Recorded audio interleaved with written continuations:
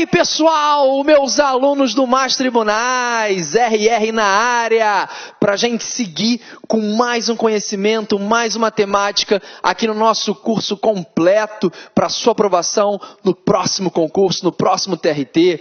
Então, hoje vamos estudar o tema da alteração do contrato de trabalho. Nós já vimos tudo que envolvia o contrato de trabalho na aula passada e agora vamos conversar da alteração do contrato de trabalho. Mais uma vez, sempre deixo para vocês aí os meus contatos, as redes sociais. Quem quiser conversar comigo é só entrar em contato pelo facebook.com/profrenzete, só me chamar em inbox, lá pelo Instagram, o @profrenzete.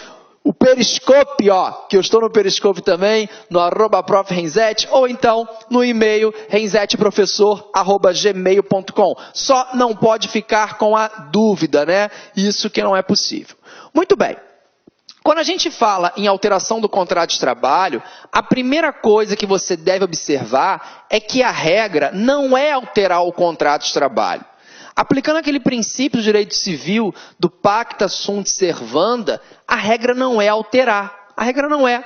Eu celebrei um contrato de trabalho com você e eu vou com esse contrato até o final. Então não pode visualizar como regra alterar o contrato. Mas pode ocorrer de algumas alterações ocorrerem no curso desse contrato e alterações sejam necessárias. Mas para que existam as alterações, é necessário preencher alguns requisitos via de regra. Vamos iniciar esse bate-papo com a redação do artigo 444 da CLT. Então pegue a sua CLT, pegue seu vade-mecum, pegue seu bloco de notas e vamos embora. Diz o artigo 444. As relações contratuais de trabalho podem ser objeto de livre estipulação das partes interessadas em tudo quanto não contravenha às disposições de proteção ao trabalho, aos contratos coletivos que lhes sejam aplicáveis e às decisões das autoridades competentes. Meus amigos, nós já falamos muito sobre isso.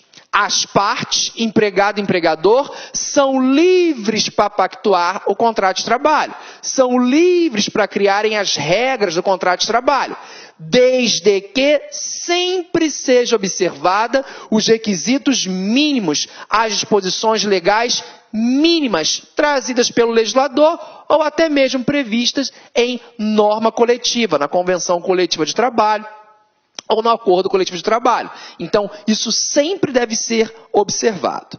Agora, para que a gente possa falar, para que a gente possa pensar em alteração do contrato de trabalho, já que isso não é regra, nós teremos que preencher dois requisitos. O primeiro, tem que ser bilateral essa alteração, ou seja, necessita do consentimento do empregado. Além de ser bilateral, além de necessitar do consentimento do empregado, não poderá acarretar, quer direta, quer indiretamente, prejuízo ao empregado. Então, a alteração válida é por mútuo consentimento e não poderá acarretar, quer direta, quer indiretamente, prejuízos ao empregado. Essa é a redação clássica do artigo 468 da CLT, que diz assim: nos contratos individuais de trabalho, só é lícita a alteração das respectivas condições, olha aqui, por mútuo consentimento, o caráter bilateral da alteração. E ainda assim, desde que não resultem, direto ou indiretamente, a palavra do mal para o direito do trabalho, a palavra do mal para a nossa prova, prejuízos. Então, as alterações não podem acarretar prejuízo direto ou indireto para o empregado. Nunca esqueça disso. Exigindo consentimento, claro, e mesmo assim, prejuízos não podem ser acarretados. Falando em alteração, temos alterações nas condições do contrato, no que foi pactuado entre as partes, e também a alteração do local da prestação de serviços.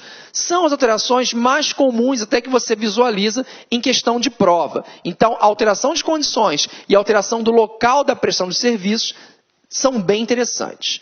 Quando eu falo em alteração das condições do contrato, vamos pensar num aumento do salário.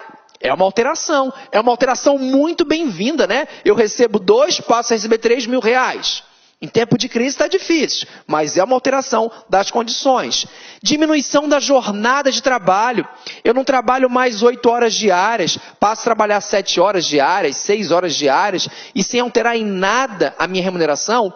Isso é uma alteração muito boa e viável, né? A supressão do trabalho noturno para o diurno. Eu trabalho num período noturno, que é muito prejudicial à minha saúde. Então, cessa a causa do trabalho noturno e eu passo a trabalhar no diurno. É uma alteração nas condições do meu contrato, uma alteração super favorável. Eu paro de trabalhar com uma atividade nociva, insalubre ou perigosa e passo a trabalhar numa atividade salubre. É outra alteração de condições do contrato e, claro, muito válida, muito favoráveis. Agora, tem de ser um detalhe bem importante. Pode ocorrer de pequenas alterações do contrato de trabalho serem feitas de forma unilateral pelo empregador. É o chamado, está no edital da sua prova, ius variandi. Ius variandi, esse poder de variar. Então, pequenas modificações, pequenas alterações podem ser observadas dentro do contrato de trabalho por um ato do empregador. E quando a gente fala nessas pequenas alterações, quando eu falo no ius variandi, o que mais aparece na minha prova pode ser uma jurisprudência do TST. Olha aqui um exemplo clássico de ius variandi. É a troca da data de pagamento. Vamos imaginar que o empregador, embora não concorde com isso, mas pouco importa que eu concorde, o que eu pense, eu quero que você se prepare para a sua prova. Vamos imaginar que o empregador pague os seus empregados todo dia 1º. Todo dia 1º. Não existe previsão contratual, não existe previsão norma coletiva. Ele, ao seu bel prazer, paga todos os seus empregados no dia 1º. Ok. Aí ele chega e fala, olha, eu não suporto mais essa situação, não tem mais como eu pagar no dia 1º. Vou pagar assim como manda a lei e assim como faz a própria concorrência. Vou passar a pagar os meus empregados até o 5º dia útil do mês subsequente ao vencido. Essa foi a medida do empregador. Isso é possível? É, pessoal. Isso é uma alteração válida. Isso está dentro do ius variandi do empregador. É uma variação dele, empregador, no contrato, que não acarreta prejuízo ao empregado. Data máxima vênia, eu não concordo, não. Eu acho que acarreta prejuízo, sim. Mas não importa o que eu acho. O que importa é o gabarito de prova. Então, aplicando a OJ, toma nota, 159 da SDI 1 do TST, essa alteração da data do pagamento pode ser feita, assim, por ato do empregador. Vamos à redação? Vamos lá. OJ 159, que diz assim, ó. Diante da inexistência de previsão expressa em contrato ou em instrumento normativo, a alteração da data de pagamento pelo empregador não viola o artigo 468. Já lemos o 468. Desde que observado o parágrafo único do artigo 459, ambos da CLT. O artigo 459 da CLT fala no prazo para efetuar o pagamento do salário. Vai ser o quê? Até o 5º dia útil do mês subsequente ao vencido. Se essa regrinha for observada, eu não vou falar em prejuízo, eu falo em alteração válida. Não tem previsão no contrato, não tem previsão em norma coletiva, e eu pagava dia 1º porque eu queria, eu posso perfeitamente alterar para o 5º dia útil do mês subsequente ao vencido, como manda a própria CLT. Tá bom? Muito bem. Existe ainda uma outra alteração dentro do ius variandi do empregador. Vamos imaginar que eu pegue o empregado e que passe a ocupar um cargo de função, uma função de confiança, perdão. Então, ele é o vendedor da minha loja e eu chamo ele para ocupar o cargo de gerente. Gerente é um cargo de confiança. Então, vou lá e convido esse cara para ocupar esse cargo. Mas ele não funciona nesse cargo de confiança. Ele não funcionou bem como gerente. Eu posso, empregador, reverter esse empregado para o cargo anterior? Claro que eu posso. Essa reversão ela é possível e ela está ligada ao ius variandi do empregador. Também é uma outra variação, prevista no artigo 468, parágrafo único da CLT. não se considera alteração unilateral a determinação do empregador para que o respectivo empregado reversão ao cargo efetivo anteriormente ocupado, deixando o exercício da função de confiança. Então, essa reversão para o cargo anterior está ligada ao ius variandi do empregador, sem nenhum problema. Agora, Renzetti, eu estou com uma dúvida, manda. O dispositivo fala, não se considera alteração unilateral. Mas isso não foi uma alteração unilateral? É claro que foi, pessoal. Só que a CLT, ela não foi técnica, só isso. Ela não foi técnica. Ela quer dizer, ela quis dizer, né? Não se considera alteração ilícita, inválida. É isso. Então, quando ela fala que não é unilateral, é nesse sentido. Mas é óbvio que ela é unilateral. Eu tiro o cara da gerência e ele volta a ocupar o cargo de vendedor. Isso é possível, já que a função de gerente é uma função de confiança e isso não impede nada que eu reverta ele ao cargo anterior. Agora, cuidado com um detalhe que não cai não. Despenca, viu, pessoal do Periscope? Despenca na prova de vocês. Quando o camarada sai da função de vendedor e passa a ocupar o cargo de gerente, ele recebe uma gratificação. Ele vai receber uma gratificação por essa função de confiança. Você já me falou, está no quadro, nós já vimos. Ele pode ser revertido ao cargo anterior se ele não funcionar bem naquela função, não pode? Pode. Mas quando ele é revertido, ele vem com a gratificação ou ele perde a gratificação? E aí? Depende. É a famosa palavrinha depende. Se ele exerce a função de confiança por 10 ou mais anos, ele poderá ser revertido, a reversão cabe sempre, para o cargo anterior, mas ele traz a gratificação tendo em vista o princípio da estabilidade financeira. Então vamos lá. Ocupou o cargo por 9 anos e 11 meses. Posso reverter para o cargo anterior? Pode. Veio gratificação? Não. Perde a gratificação.